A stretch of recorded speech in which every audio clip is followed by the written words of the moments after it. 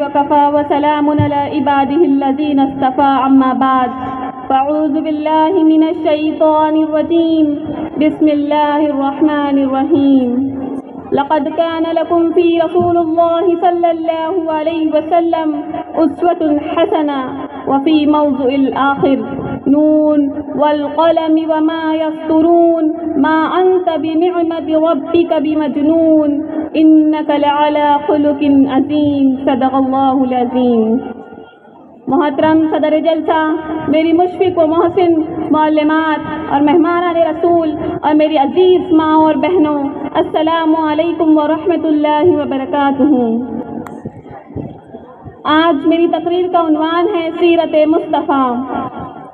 انشاءاللہ میں آپ سامعین کے سامنے پوری کوشش کروں گی کہ آپ صلی اللہ علیہ وسلم کی سیرت طیبہ پر اپنے موروثات پیش کر سکوں۔ حضور صلی اللہ علیہ وسلم کی سیرت ایک اٹھتا ہوا سمندر ہے، تو کوئی بشر میں یہ طاقت قوت نہیں کہ وہ کہہ سکے کہ میں نے آپ صلی اللہ علیہ وسلم کی سیرت کا حق ادا کر دیا، کیونکہ کوئی انسان آپ صلی اللہ علیہ وسلم کی سیرت کا حق ادا ہی نہیں کر سکتا۔ قرآن فرماتا ہے وَرَفَعْنَا لَكَ ذِكْرَكَ، ہم نے آپ کے ذکر کو بلند کیا، ہم نے تیری ایک ایک ادا کو قرآن میں اتارا، اس لیے کہ تو اتنا بلند ہے کہ تیری وجہ سے ہم نے مکہ کی گلیوں کو بلند کیا، مدینہ شہر کو مشہور کیا، تیرے صحابہ کو کائنات میں بلند کر دیا کہ جو تیرا صحابی بنا وہ کائنات میں بھی بلند ہو گیا، کہ قیامت تک کوئی جوان، کوئی ولی، کوئی ابدال، کوئی کتب ان کے قدموں کا بھی مقابلہ نہیں کر سکتا۔ معزز سامعات، حضور صلی اللہ علیہ وسلم کہ اللہ تعالیٰ نے تمام نبیوں کو دنیا میں بھیجا، کوئی نبی کسی ملک کے لیے، کوئی نبی کسی علاقے کے لیے، کوئی نبی کسی بستی کے لیے، تو کوئی نبی کسی شہر کے لیے، تو کوئی نبی کسی قوم کے لیے، لیکن ہمارے نبی صلی اللہ علیہ وسلم کو تو دیکھو، ہمارا نبی آسمانوں کا نبی، زمینوں کا نبی، شجر و حجر کا نبی، عرش معلیٰ کا نبی، تحت السیاہ کا نبی، ساری کائنات کا نبی، سارے نبیوں کا نبی صلی اللہ علیہ وسلم۔ پہاڑ سے پانی نکلنا قرین قیاس ہے،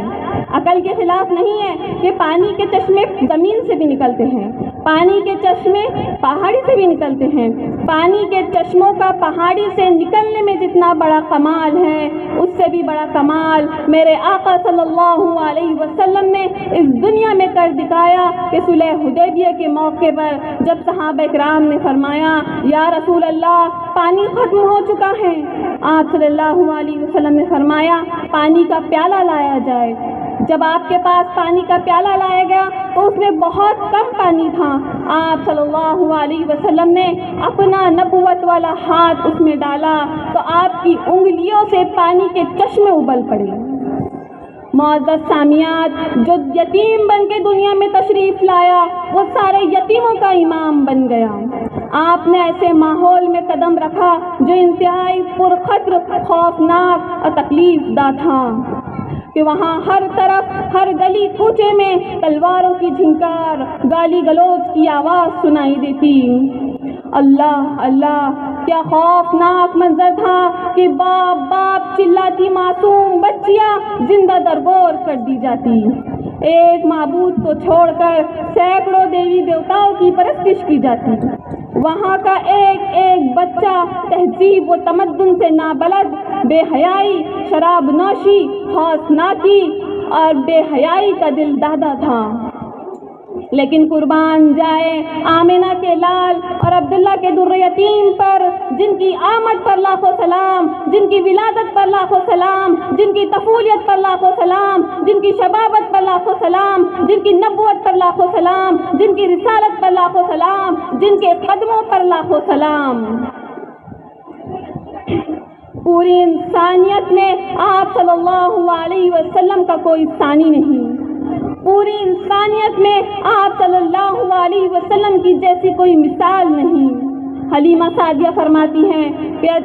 عرب کے دستور کے مطابق میں نے آپ صلی اللہ علیہ وسلم کو دودھ پلایا کہ دیہات سے قافلے آتے اور مکہ مکرمہ کے بچوں کو اپنے ساتھ دودھ پلانے کے لیے لے کر جاتی۔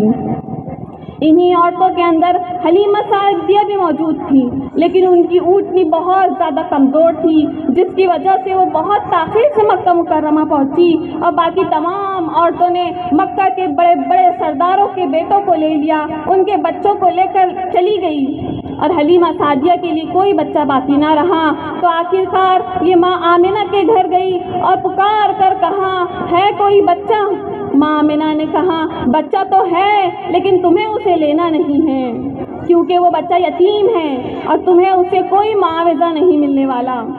حلیمہ سعدیہ فرماتی ہیں، میں نے کہا مجھے وہ بچہ تو دکھاؤ۔ ماں آمنہ نے اندر بلایا تو حلیمہ سعدیہ کہتی ہیں کہ میں نے تاجدار مدنی محمد صلی اللہ علیہ وسلم کو سفید کپڑوں میں لپیٹے ہوئے سوئے ہوئے دیکھا،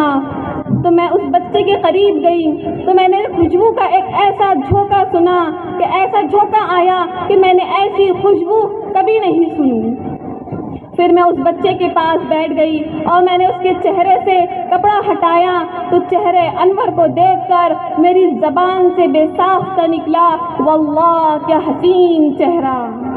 کیا حسین بچہ، کہ میں نے آج تک ایسا چہرہ اور ایسا بچہ نہیں دیکھا۔ تو اللہ کی طرف سے آواز آئی، حلیمہ تم کبھی دیکھ بھی نہیں پاؤں گی ایسا بچہ کہ ہم نے اس کو بنانے کے بعد وہ سانچہ ہی توڑ دیا کہ کوئی قیامت تک اس کے جیسا چہرے والا دنیا میں پیدا ہی نہیں ہو سکتا۔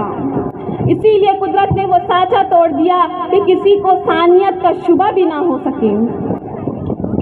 آپ صلی اللہ علیہ وسلم نے زمانے جاہلیت کے پرمعصیت اور گندے ماحول میں بھی میرے آقا صلی اللہ علیہ وسلم کا لڑکپن اتنا صاف اور شفاف تھا کہ دور طفیلیت سے ہی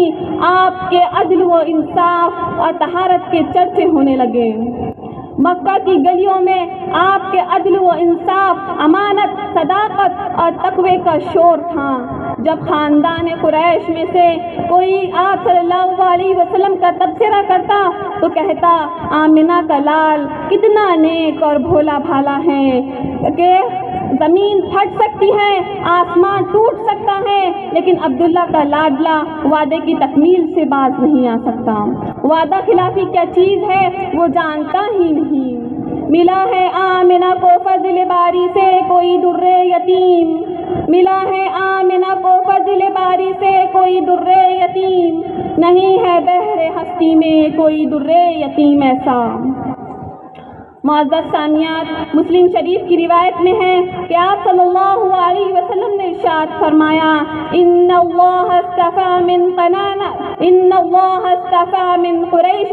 واصطفیٰ من قریش بنی ہاشم واصطفانی من بنی ہاشم، کہ سب سے پہلے میں نے کنانہ میں سے قریش کو منتخب کیا، قریش میں سے بنی ہاشم کو منتخب کیا، اور بنی ہاشم میں سے آپ صلی اللہ علیہ وسلم کو چنا۔ میرے نبی صلی اللہ علیہ وسلم کے اخلاق بھی عمدہ، عبادت بھی عمدہ، ریاضت بھی عمدہ، سنت بھی عمدہ، مزاج بھی عمدہ، ہر چیز میرے نبی کی عمدہ۔ تبھی تو کہتے ہیں کہ تلواروں کی باری بعد میں آئی، پہلے میرے نبی نے اپنے اخلاق کریمہ پیش کیے، شیرین کلام پیش کیا۔ ایک طرف تو کفار و مشرکین کی اذیت ناک، خوفناک، دردناک باتیں ہوتی تو دوسری طرف میرے نبی کے پاس اخلاق کریمہ ہوتے، ان کو دعائیں دینے کے لیے دست مبارک کو اٹھایا ہوا ہوتا۔ اللہ اللہ، کتنا پیارا نبی کہ ایک طرف تو کفار و مشرکین آپ سے دشمنی نبھاتے اور دوسری طرف انہی کے پاس آپ کی امانتیں رکھی ہوئی ہوتی۔ جب میرے نبی صلی اللہ علیہ وسلم نے اس مکہ مکرمہ کے اندر توحید کا پرچم لہرایا اور اسلام کی باتیں پیش کی تو ہر ایک کی نگاہ میرے نبی پر اٹھی۔ کسی نے گالیاں دے کر آزمایا، کسی نے تانا دے کر آزمایا، کسی نے کوڑا ڈال کر آزمایا، کسی نے کانٹے بچھا کر آزمایا، کسی نے دوست بن کر آزمایا، کسی نے مہمان بن کر آزمایا، کسی نے گالیاں دے کر آزمایا، طرح طرح سے میرے نبی کو آزمایا گیا، لیکن خاتم النبیین والمرسلین صلی اللہ علیہ وسلم نے ہر ایک کو اپنے اخلاق کریمہ کے ذریعے سے خوش کر دیا، کسی کو ناراض نہیں کیا۔ میرے نبی کے اخلاق کی دلیل تو قرآن دیتا ہے، قرآن فرماتا ہے انک لعلی خلق عظیم لقد کان لکم فی رسول اللہ صلی اللہ علیہ وسلم اسوۃ حسنہ، کہ محمد صلی اللہ علیہ وسلم کی پیروی ہو جائے تو میں کہتی ہوں اور پورے یقین کے ساتھ کہتی ہوں کہ ہماری کامیابی ہوں گی، ہماری شناخت و پہچان ہوں گی، ہماری حقیقت و اہمیت ہوں گی، ہماری عزت و کامرانی ہوں گی۔ آخر میں اللہ تعالیٰ سے دعا ہے کہ اللہ تعالیٰ مسلمانان عالم کو شان مصطفیٰ شہنشاہ دو عالم صلی اللہ علیہ وسلم کو دل و جان سے سمجھنے اور اس پر عمل پیرا ہونے کی توفیق عطا فرمائے اور دونوں جہاں میں کامیابی سے ہمکنار فرمائے، آمین یا رب العالمین۔ یا صاحب الجمال و یا سید البشر من وجهك المنیر لقد نور القمر